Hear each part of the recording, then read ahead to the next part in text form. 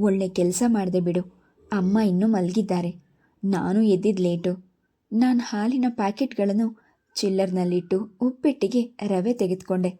ಅಷ್ಟರಲ್ಲಿ ಸಂಜೀವ್ ಎದ್ದು ಬಂದರು. ಇದೇನು ನೀನೊಬ್ಬಳೆ? ಅಮ್ಮ ಎಲ್ಲಿ? ನಾನು ಅವರಿಗೆ ಕಾಫಿ ಬೆರೆಸಿ ಕೊಡ್ತಾ, ಅಮ್ಮ ಇನ್ನೂ ಮಲಗಿದ್ದಾರೆ ಸಂಜೀವ್. ಪಾಪ ನಿನ್ನೆ ಫಂಕ್ಷನ್ನಲ್ಲಿ ಆಯಾಸ ಆಗಿರಬೇಕು, ಅದಕ್ಕೆ ನಾನೇ ಎಬ್ಬಿಸಲಿಲ್ಲ ಎಂದಾಗ ಸಂಜೀವ್ ಹುಬ್ಬು ಗಂಟಾಕಿದ್ರು. ಹಾಗಂತ ನಾವು ಸುಮ್ಮನೆ ಇರೋಕ್ಕಾಗತ್ತಾ? ಎಬ್ಸಿ ಕಾಫಿ ಗೀಫಿ ಕೊಡಬೇಕಾಗಿತ್ತು.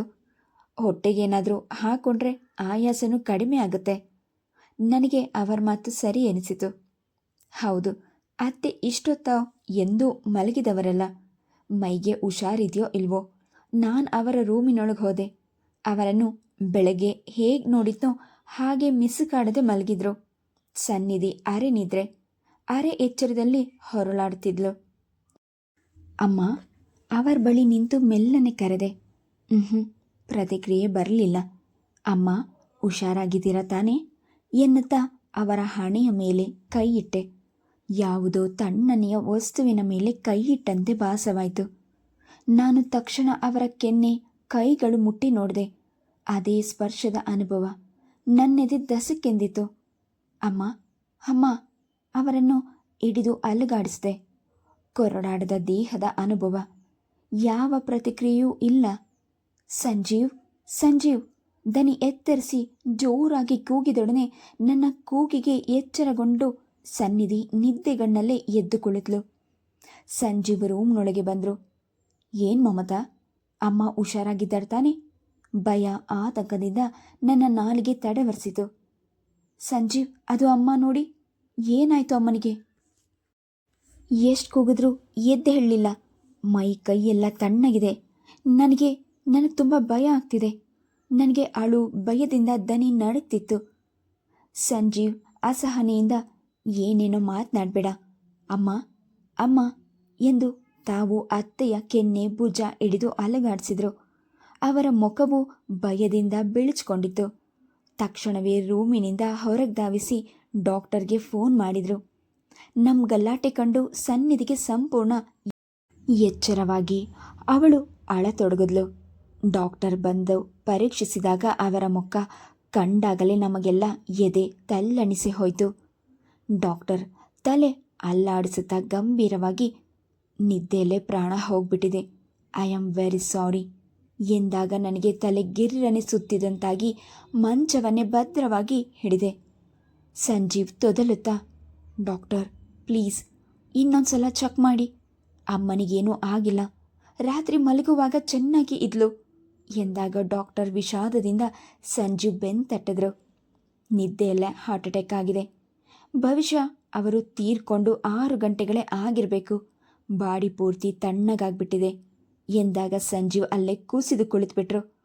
ನನಗಂತೂ ದಿಗ್ಭ್ರಾಂತಿಯಿಂದ ಭಾವನೆಗಳೆಲ್ಲ ಮರಗಟ್ಟಿ ಸ್ತಬ್ಧವಾಗಿ ಹೋಗಿದ್ದೆ ಎನಿಸಿತು. ಒಂದಿನ ನರಳಿಲ್ಲ, ಸೇವೆ ಮಾಡಿಸ್ಕೊಳ್ಳಿಲ್ಲ. ನಗ್ನಗ್ತಾ ಮಾತನಾಡ್ಕೊಂಡಿದ್ದವರು ಇದ್ದಕ್ಕಿದ್ದಂತೆ ನಮ್ಮನ್ನೆಲ್ಲ ಬಿಟ್ಟು ಹೊರಟು ಹೋದ್ರೆಂದರೆ ನನಗೆ ನಂಬಲು ಅಸಾಧ್ಯವಾಗಲಿಲ್ಲ. ತಣ್ಣಗೆ ಕೊರಡಿನಂತಿದ್ದ ಅವರ ಕೆನ್ನೆಗಳನ್ನು ಬಿಗಿಯಾಗಿ ಹಿಡ್ಕೊಂಡೆ. ಅಮ್ಮ, ನನ್ನನ್ನು ಬಿಟ್ಟು ಹೋಗಬೇಡಿ. ನಿಮ್ಮನ್ನು ಬಿಟ್ಟು ಬದುಕುವ ಶಕ್ತಿ ನನಗಿಲ್ಲ. ದೇವ್ರೆ, ಇದೆಲ್ಲ ಕೆಟ್ಟ ಕನಸಾಗಿರಲಿ. ಈ ದುಃಖ ಸ್ವಪ್ನದಿಂದ ನಾನು ಬೇಗ ಹೊರಗೆ ಬಂದುಬಿಡುವ ಹಾಗೆ ಕರುಣಿಸು. ನನ್ನ ಕಣಕಣವು ಆರ್ತನಾದ ಮಾಡ್ತಿತ್ತು. ಪುಟ್ಟ ಸನ್ನಿಧಿಗೂ ಅಜ್ಜಿಯ ವಿಷಯದಲ್ಲಿ ಏನೋ ಪ್ರಮಾದ ಜರುಗಿದೆ ಎಂದು ಅರಿವಾಗಿರಬೇಕು. ಅಜ್ಜಿ ಅಜ್ಜಿ ಎಂದು ದನಿ ಎತ್ತಿ ಅಳಲು ಆರಂಭಿಸಿದ್ಲು. ನನಗಾಗ ತಡೆದಿದ್ದ ದುಃಖ ಹುಮ್ಮೇಳಿಸಿ ಬಂತು. ಅವಳನ್ನು ತಬ್ಕೊಂಡು ಬಿಕ್ಕಳಿಸಿ ಹತ್ಬಿಟ್ಟೆ. ನೆಂಟರು, ಬಂಧು ಬಳಗ, ಸ್ನೇಹಿತರಿಗೆ ಸುದ್ದಿ ಹೋಯಿತು. ಎಲ್ಲರಿಗೂ ದಿಗ್ಭ್ರಾಂತಿ. ನೆನ್ನೆ ಸಮಾರಂಭದಲ್ಲಿ ನಗುತ್ತಾ ಓಡಾಡ್ಕೊಂಡಿದ್ದ ವ್ಯಕ್ತಿ ಇಂದು ನಮ್ಮೊಂದಿಗೆ ಇಲ್ಲವೆಂದರೆ ನಂಬಲು ಸಾಧ್ಯವೇ? ಅಪ್ಪ ಚಿಕ್ಕಮ್ಮ ಧಾವಿಸಿ ಬಂದರು. ಏನಮ್ಮ ಇದು ಅನ್ಯಾಯ, ಇದ್ದಕ್ಕಿದ್ದ ಹಾಗೆ ಏನಾಯ್ತವರಿಗೆ ಎಂದು ಅಪ್ಪ ಉದ್ಗಾರ ತೆಗೆದರು. ಚಿಕ್ಕಮ್ಮ ಏನೂ ಮಾತನಾಡದೆ ಅತ್ತೆಯ ಬಳಿ ನಿಂತು ಆಗಾಗ ಕಣ್ಣೊರೆಸಿಕೊಳ್ತಿದ್ರು. ವರ್ಷ ವರುಣ್ಗೂ ಆಘಾತವಾಗಿತ್ತು. ಅಕ್ಕ, ಆಂಟಿಗೆ ಯಾಕೆ ಹೀಗಾಯಿತು ಎಂದು ಅತ್ತಳು. ಅತ್ತು ರಂಪ ಮಾಡ್ತಿದ್ದ ಸನ್ನಿಧಿಯನ್ನು ಸಮಾಧಾನ ಮಾಡಿಸಲು ವರುಣ್ ಹೊರಗೆ ಕರೆದೊಯ್ದು ಸಂಜೀವ್ನ ಬಂಧುಗಳು ಸಹೋದ್ಯೋಗಿಗಳಿಗೆಲ್ಲ ಧಾವಿಸಿ ಬಂದಿದ್ರು. ಯಾರೇ ಬರಲಿ, ಎಷ್ಟೇ ಸಮಾಧಾನ ಹೇಳಲಿ, ಎತ್ತ ತಾಯಿಯನ್ನು ಮರುಕಳಿಸಿ ಪಡೆಯಲಾದೀತೆ. ಸಂಜೀವ್ಗಂತೂ ಜಂಗಬಲವೇ ಹುಡುಗಿ ಹೋದಂತೆ ಅತ್ತೆಯ ಕಾಲ್ಬಳಿ ಕುಳಿತುಬಿಟ್ಟಿದ್ರು. ಹಿರಿಯರಾಗಿ ಅಪ್ಪನೇ ಪುರೋಹಿತರನ್ನು ಕರೆಸಿ ಮುಂದಿನ ಕಾರ್ಯಗಳಿಗೆ ಏರ್ಪಾಟ್ ಮಾಡಬೇಕಾಯ್ತು. ಸಮುದ್ರದ ಅಲೆಗಳ ಜೊತೆ ದಡದಲ್ಲಿ ಸಂತೋಷವಾಗಿ ಸಂಭ್ರಮದಿಂದ ಆಟವಾಡುತ್ತಿರುವಾಗ ಭೀಕರ ಅಲೆಯೊಂದು ಬಂದು ಎಲ್ಲವನ್ನು ಕೊಚ್ಕೊಂಡು ಹೋದಂತಾಗಿತ್ತು ನಮ್ಮ ಬದುಕು. ಅತ್ತೆ ನಮ್ಮ ಕುಟುಂಬಕ್ಕೆ ಒಂದು ಚೈತನ್ಯದ ಶಕ್ತಿಯಾಗಿದ್ರು. ಅವರ ಮಾತು, ನಗು, ಸಾಂತ್ವನ, ಬೆಂಬಲ ಎಲ್ಲವೂ ಏಕಾಏಕಿ ಕಳಚಿ ಹೋದಾಗ ನಾವು ಅನಾಥರಾದಂತೆ ಕಂಗಾಲಾಗಿ ಹೋಗಿದ್ವಿ. ನನಗಂತೂ ಅತ್ತೆಯ ಸಾನ್ನಿಧ್ಯವಿಲ್ಲದೆ ಮನೆ ಉಸಿರುಗಟ್ಟಿಸುವಂತೆ ಆಗಿತ್ತು. ಕುಳಿತಲ್ಲಿ, ನಿಂತಲ್ಲಿ, ಓಡಾಡಿದಲ್ಲಿ ಅವರ ಮೂರ್ತಿ ಕಣ್ಣಿಗೆ ಕಟ್ಟಿದಂತಾಗಿತ್ತು. ಅಮ್ಮ ಎಂದು ಸದಾ ಎಳೆ ಗರುವಿನಂತೆ ಅವರ ಹಿಂದೆ ತಿರುಗುತ್ತಾ ಅವರೊಡನೆ ಮುದ್ದುಗೆರೆಯುತ್ತಿದ್ದ ನನಗೆ ಜೀವದ ಸಾರವನ್ನೇ ಕಳೆದುಕೊಂಡು ಬಿಟ್ಟಿದ್ದೇನೆ ಎಂಬ ತಬ್ಬಲಿಯ ಭಾವ. ಹಾಗೆಂದು ನಾನು ಅತ್ತೆಯನ್ನು ನೆನೆಸ್ಕೊಂಡು ಕಣ್ಣೀರು ಹಾಕುತ್ತಾ ಕುಳಿತುಕೊಳ್ಳುವಂತಿರಲಿಲ್ಲ. ತಾಯಿಯನ್ನು ಕಳ್ಕೊಂಡು ಸಂಜೀವ್ ಜರ್ಜರಿತರಾಗಿದ್ದರು.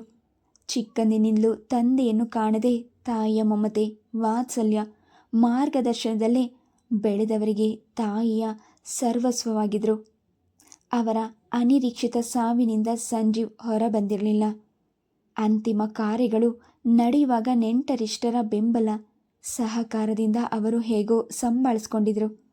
ಆದರೆ ಎಲ್ಲರೂ ಹೊರಟೋದ ಮೇಲೆ ನಮಗೆ ನಿಜವಾಗಿ ಏನನ್ನೋ ಕಳೆದುಕೊಂಡಿದ್ದೀವಿ ಎಂಬ ಅಭಾವದ ಸತ್ಯ ದರ್ಶನವಾಗಿತ್ತು. ನಾನು ಸಂಜೀವ್ ಇಬ್ಬರು ಅತ್ತೆಗೆ ಎಷ್ಟು ಸಮೀಪವಾಗಿದ್ವಿ ಅಂದರೆ, ಬೆಳಗಾಗುತ್ತಲೇ ಅಮ್ಮ, ಊಟಕ್ಕೆ ಅಮ್ಮ, ಸಂಜೆ ಮನೆಗೆ ಬಂದ ಕೂಡಲೇ ಅಮ್ಮ, ರಾತ್ರಿ ಮಲಗುವವರೆಗೂ ಅಮ್ಮ ಅಮ್ಮ ಎಂದು ಅತ್ತೆಯ ಮೇಲೆ ಸಂಪೂರ್ಣವಾಗಿ ಅವಲಂಬಿತರಾಗಿದ್ವಿ. ಅವರ ಚಲನವಲನ, ಚಟುವಟಿಕೆ, ಚುರುಕುತನ ಮನೆಯ ಪ್ರತಿಯೊಂದು ಮೂಲೆ ಮೂಲೆಗಳಲ್ಲೂ ಪ್ರತಿಧ್ವನಿಸ್ತಿತ್ತು. ತಾಯಿಯ ನಿಧನದಿಂದ ಸಂಜೀವ್ ಸಂಪೂರ್ಣವಾಗಿ ಇಳಿದು ಹೋಗಿದ್ರು. ಅವರನ್ನು ಮೊದಲಿನ ಸ್ಥಿತಿಗೆ ತರೋದು ಹೋಗಲಿ, ಅವರಿಗೆ ಸಮಾಧಾನ ಪಡಿಸಿ ದೈನಂದಿನ ದಿನಚರಿಯಲ್ಲಿ ಭಾಗಿಯಾಗುವಂತೆ ಮಾಡುವ ಹೊತ್ತಿಗೆ ನನಗೆ ಸಾಕಾಗಿ ಹೋಗಿತ್ತು. ಅವರು ಎಂದಿನಂತೆ ಮನೆಯಲ್ಲಿ ನೆಮ್ಮದಿಯಾಗಿ ಕಾಲ್ಚಾಚಿ ಕುಳಿತು ಅಮ್ಮ, ಮಮತಾ ಎಂದು ಪ್ರತಿಯೊಂದು ಕೆಲಸಕ್ಕೂ ನಮ್ಮನ್ನು ಅವಲಂಬಿಸೋದು ವಾಡಿಕೆಯಾಗಿತ್ತು. ಆದರೆ ಈಗ ಸಂಜೀವ್ ನನ್ನನ್ನು ಕರೆಯುತ್ತಿರಲಿಲ್ಲ, ತಾಯಿಯ ಸಂಬೋಧನೆಯನ್ನು ಮಾಡ್ತಿರಲಿಲ್ಲ, ಕುಳಿತಲ್ಲೇ ಸುಮ್ಮನಿರ್ತಿದ್ರು. ನಾನು ಎಚ್ಚರಿಸಿ ಪ್ರತಿಯೊಂದು ವಿಷಯವನ್ನು ಅವರಿಗೆ ಹೇಳಬೇಕಿತ್ತು.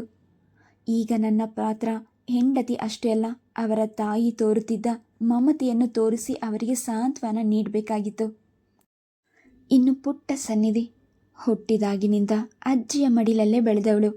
ಮಾತುಗಳಲ್ಲಿ ವ್ಯಕ್ತಪಡಿಸುವ ನಾವುಗಳೇನೋ ಮೌನದಿಂದ ದುಃಖ ತೋರಿಸ್ಕೊಂಡ್ರೆ ಆಗ್ತಾನೆ ಮುದ್ದು ಮಾತುಗಳನ್ನು ಕಲಿತ ಚಿಕ್ಕ ಹುಡುಗಿಗೆ ನಮ್ಮಂತೆ ಮೌನವಾಗಿರಲು ಸಾಧ್ಯವೇ?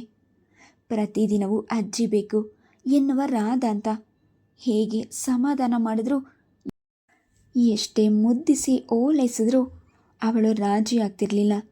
ತಿನ್ನಲು ರಂಪ, ಸ್ನಾನ ಮಾಡಲು ರಂಪ, ನಿದ್ದೆ ಮಾಡಿಸೋದಂತೂ ನಮಗೆ ದೊಡ್ಡ ಯಜ್ಞ ಮಾಡಿದಂತಾಗ್ತಿತ್ತು.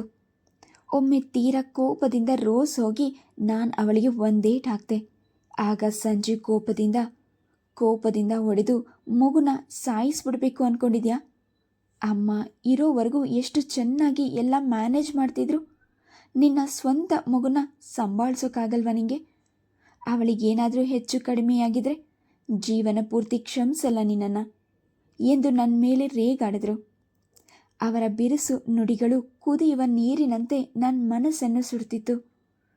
ಅವರೊಬ್ಬರಿಗೇನು ತಾಯಿಯನ್ನು ಕಳ್ಕೊಂಡಿರುವ ದುಃಖ, ಅತ್ತೆ ಗೈರಾಜರಿಯನ್ನು ನಾನು ಕ್ಷಣ ಕ್ಷಣಕ್ಕೂ ಯಾತನೆಯಿಂದ ಅನುಭವಿಸ್ತಾ ಇದ್ದೀನಿ ಎಂದು ಅವರಿಗೆ ಹೇಗೆ ಅರ್ಥವಾಗಬೇಕು?